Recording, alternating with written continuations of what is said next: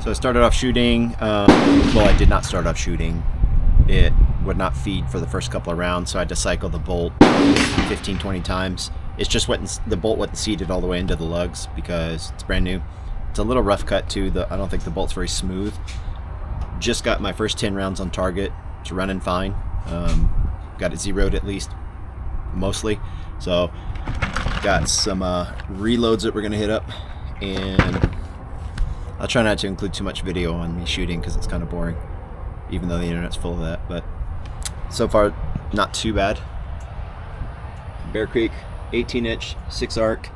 I've got a PRI muzzle brake. I've got a Bushnell Engage 2.5 to 10 scope. Old Viltor stock, ergo grips, brass catcher, and then Anderson on the lower. So that's about it for now. I'm going to get some more rounds down range, and I'll let you guys see my shot groups.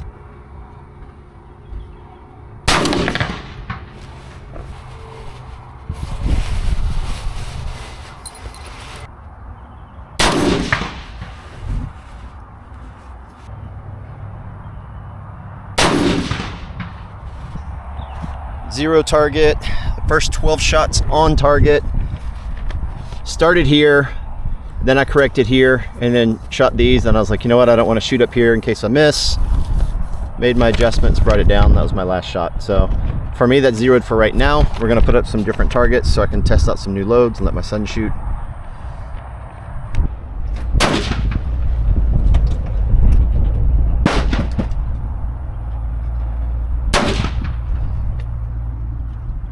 After zeroing, I let my son shoot 5 shots. He chose to shoot one of them on a steel, but he then put 4 of them into 1 inch exactly, 1.001 inches center to center. He's not really a rifle shooter, he's more of a pistol shooter. So, you know, the rifle's got potential, and this was with 25 grains of Varget and 105 grain boat tail hollow point from Hornady. So, you know, this rifle's got potential. I still had some of those 25 grain of Varget loads. And so I then shot for a group. I got this. I am not mad about that.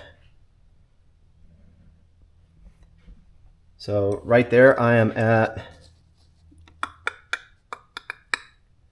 that's a little off from center to center, but that's basically a 0.91 from a $300 upper.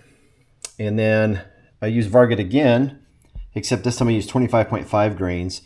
Yes, it opened up, but this is also a 10-shot group. So statistically speaking, this is much more important than a 5-shot group because it's just kind of gives an inference of the cone of fire for the 25.5 grain load. My longest distance was here, and it should be about 1.5.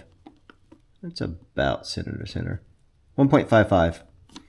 For a 10 to 15 shot group, I like to shoot a lot of shots into my shot groups.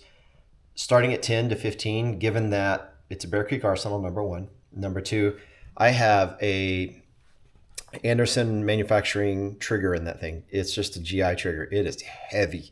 It's supposed to be 5 pounds. That sucker feels like it's like 8.